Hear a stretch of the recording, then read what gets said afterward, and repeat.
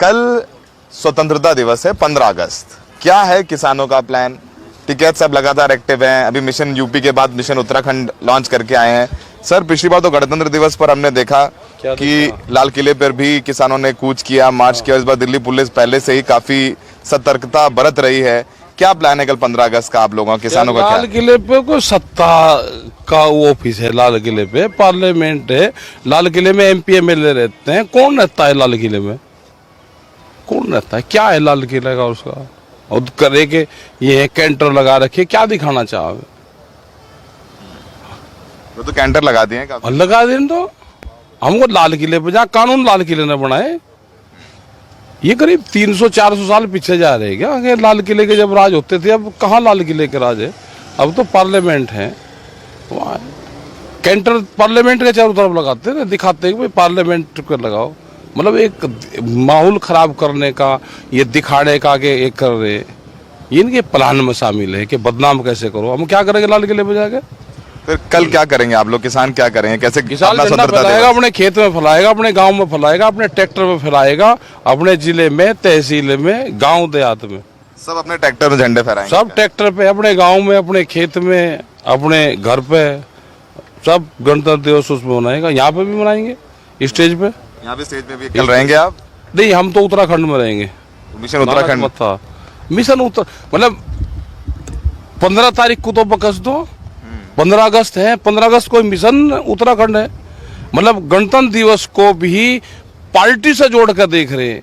इसको तो रहने दो, तिरंगा झंडा तो सबका है, इसे पार्टी का झंडा मत बनाओ। तो कल सब आप लोग किसान सारे अपने ट्रैक्टरों में गांव-गांव में झंडा फहराएंगे? ट्रैक्टर में लगाएंगे, अपने खेत में जाएगा ट्रैक्टर, जैसे रूटीन में जाता है। अपने खेत में झंडा लगाओ, अपने घर पर लगाओ, अपने गांव में लगाओ, उसमें लगाओ। ऐसे करेंगे सब अपने गांव में। ठीक है साहब, आप लोगों के खिलाफ तो पूरा एक कैंपेन चलाया गया। आप तो जानते ही हैं, लाल किले में जब जो 26 जनवरी के बाद से हम लोग यहीं पर थे, उस दौरान भी तो कहा गया कि नहीं, आप लोग देश विरोधी ताकतों के साथ हैं, आप लोग देश के खिलाफ काम कर रहे हैं।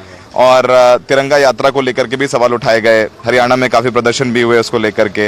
इन तमाम चीजों को लेकर के आपका क्या रुख है? आप तिरंगा को ही देखा है, तिरंगा तो हमारा सबका है। और क्या लेना, हम जिस दिन गेहूं की जरूरत पड़ी थी, देश जिस दिन भूख से मर रहा था, उस दिन तो पंजाब को याद करा, हरियाणा को, उत्तर प्रदेश, मध्य प्रदेश को 2007 में कि गेहूं उत्पादन कर दो, मर गए। तो आज अगर 14 साल से किसान ने गेहूं उत्पादन करके दे दिया, तो आज इनको खालिस्तान नहीं बताओगे? हमने अपना भाव मांग लिया तो हम पाकिस्तान नहीं हो गए? हम सब चीज हो गए। ठीक है साहब, आंदोलन के अब लगभग 9 महीने पूरे होने वाले हैं। आप लोगों ने किसान संसद भी कर ली, सरकार कोई आदमी बात करने नहीं आया, बात करने के लिए बुला नहीं रहे हैं आपसे। ठीक है, उधर प्रधानमंत्री मोदी का ने फिर से वापस साफ किया कि ये तीनों कृषि कानून किसानों के हित में है। ये आप लोग राजनीतिक लोग हैं जो आपको समर्थन कर रहे हैं, और राजनीति के लिए आप लोग यहाँ बैठे हुए हैं, तो कैसे हल निकलेगा? और हमें क्या पता हल कैसे निकलेगा? सरकार निकाल लेगी हल। आंदोलन करना कोई, ये देश तो आजाद हो चुका अब, और उसमें राइट्स दिए थे कि किसी को कोई दिक्कत होगी, अगर एक आदमी भी अपने खेत की डोली में बैठ के कहेगा मुझे ऐतराज है, मुझे किसी चीज से वो है, तो सरकार उससे बात करेगी।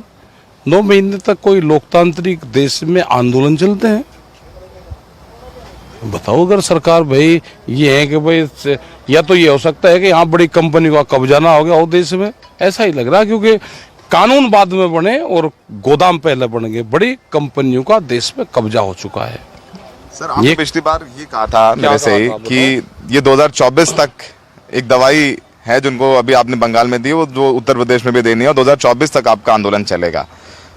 अब क्या पता कि 1 साल चलेगा? 90 वर्ष आजादी की लड़ाई का आंदोलन चला जब देश आजाद हुआ। अब ये क्या 1 साल चलेगा? कोई हमारा टारगेट तो फिक्स है नहीं भाई। हम खतरनाक आदमी बैठे देश में, हम आतंकवादी हैं, हम खालिस्तानी है देश में, नए उसकी मांग कर रहे, तो अपना मिलिट्री लगवा कर मरवाओ। ये कितने लोग हैं, अपना निमटा का काम, हम अपना चले जाएंगे, फिर अपना देश पे इनका कब्जा ही।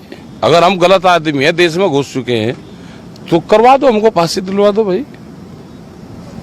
देशवासियों को स्वतंत्रता दिवस के मौके पर क्या कहना चाहेंगे एनडीटीवी के जरिए? दिवस के मौके पर ये है कि झंडा लगाओ और नेशनल फ्लैग सब सम्मान करते हैं।